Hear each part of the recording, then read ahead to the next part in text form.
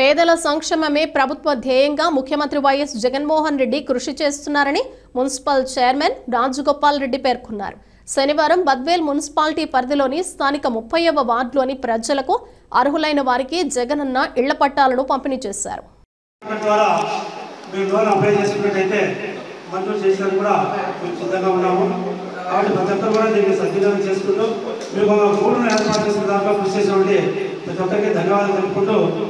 పట్టాలన్నీ కూడా గౌరవ చైర్పర్సన్ గారి ద్వారా అందడం జరుగుతుంది.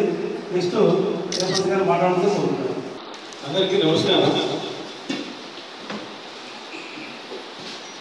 ఎన్నికలకు మనం అనుకున్న పనిని పూర్తి స్థాయిలో సాధించలేకపోయినా 70% స్థలము సేకరణ చేసేది. ఆ సేకరణలో కొంత ఆలస్యం అవుతుంది కాబట్టి ఈరోజు ఇచ్చినటువంటి పట్టాలన్నీ మనం డిస్ట్రిబ్యూషన్ చేయడానికి రెడీ చేశాం. ఏదేమైనా నేను చింతపల్లి విలేజ్కి ఒకసారి వెళ్ళినప్పుడు శాసనసభ్యురాలు కానీ మేము కానీ శాసనమండలి సభ్యులు కానీ ఆ ఇళ్ళన్నీ చూస్తే కారిపోతూ ఉన్నాయి పూర్తిగా. అవి ఎప్పుడో 20 ఏళ్ళ నాడు 30 ఏళ్ళ నాడు ఇచ్చిన అన్ని కొలాప్సబుల్ స్టేజ్ అనమాట. వాళ్ళకు ఆ రకమైనటువంటి ఇల్లులు ఉన్నాయని చెప్పి అధికారులు కొంచెం చొరవ చూపలేని పరిస్థితిలో అధికారులందరినీ కూడా మేము రిక్వెస్ట్ చేస్తే పాపం వాళ్ళు కూడా సహకరించి వాళ్ళకు కొత్త ఇల్లు ఇవ్వకపోతే వాళ్ళు అక్కడ నివాసం చేయడానికి యోగ్యంగా లేవని చెప్పి అందరూ కూడా పెద్ద ఎత్తున సహకరించారు. ఈ సహకరించినటువంటి రెవెన్యూ డివిజనల్ అధికారి అటు వెంకటరమణ గారికి, తహసీల్దార్ గారికి, మరియు ముఖ్యంగా కమిషనర్ గారికి ఈ విషయంలో నేను మీకు సుబ్బారెడ్డి గారు చింతపల్లి మీ అందరి తరఫున కూడా పాపం ఆయన ప్రతిరోజు కష్టపడ్డారు.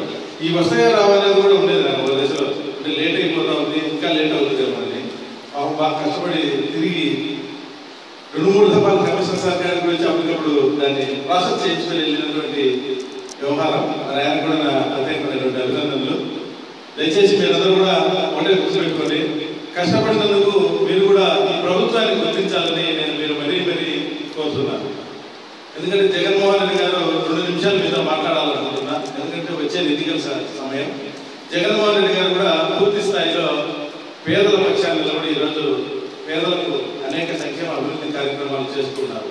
ప్రతి మీటింగ్లో చెప్తున్నారు ఒక విషయం, పేదలకు పెద్దలందరి మధ్య ఈ ఎన్నికలు జరుగుతూ ఉన్నాయి. ఈ ఎన్నికల్లో నేను పేదల వైపుగా, చంద్రబాబు నాయుడు పెద్దలందరిలో వెళ్తున్నారు.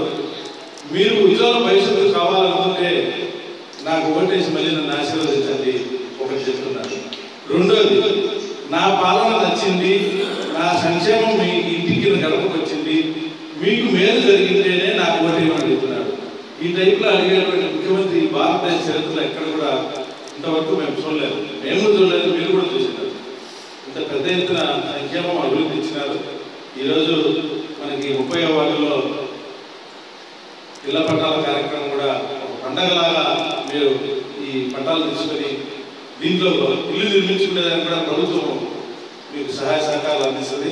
మరి ఈ పట్టా కానీ ఆ ఇల్లు కానీ పూర్తయితే ఒక్కొక్క కుటుంబానికి దాదాపు 6 లక్షల రూపాయలు 7 లక్షల రూపాయలు మేలు చేసినటువంటి పరిస్థితి. ఇవి మీకు రిజిస్టర్ కూడా అవుతుంది, రిజిస్టర్ అవుతుంది.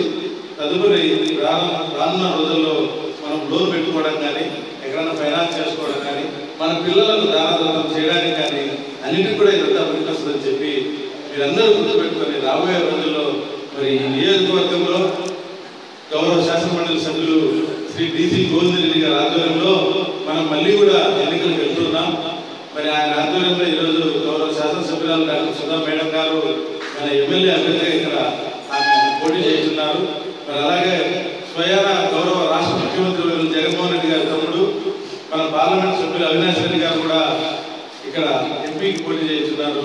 వారందరూ ఆశీస్సులతోనే మనం ఈరోజు ఈ యొక్క కార్యక్రమాన్ని నిర్వహించుకుంటున్నాం. కాబట్టి మీరందరూ కూడా రాబోయే ఎన్నికల్లో వాళ్ళని ఆశీర్వదించి నాకు ఒక మంచి మెజారిటీని ఇస్తారని చెప్పి తెలియజేసుకుంటూ